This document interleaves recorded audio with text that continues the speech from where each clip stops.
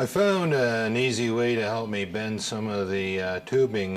What I end up doing is I take some galvanized baling wire, bend it to the shape that I want, and make sure it fits in from the center points of the brake line fittings, and then I match it up using my bender and the actual brake tubing.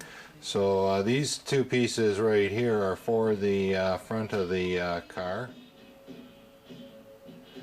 I find it just simplifies everything and makes a very tedious job quite simple. So this one right back here will be a piece that's going to go in the back of the car. Okay, I'm going to make a brake line here for the back of the car.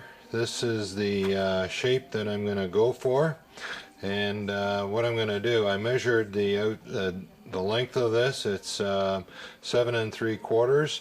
So I'm going to cut this piece of tubing here at 8 inches. I'm going to need an extra 1/4 inch to for the bubble flare that is used on the Corvette brake parts that I'm using in the 1929 Ford Hot Rod.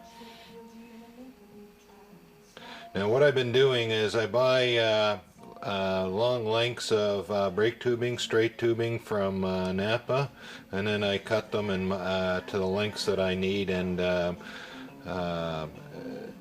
put on the bubble flare.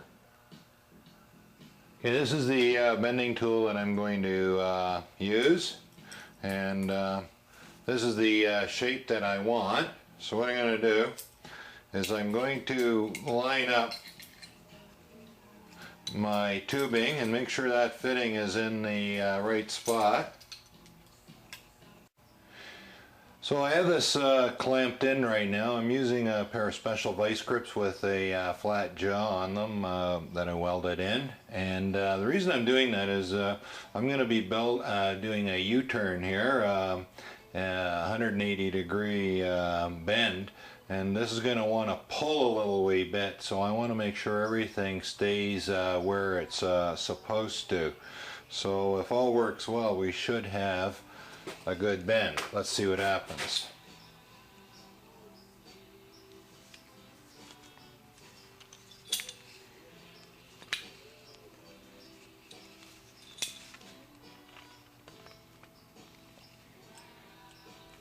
Well, look at that. I think we got it. Just take the clamp off. So I got it out, and here's what it looks like. So now I'm going to go install it on the car.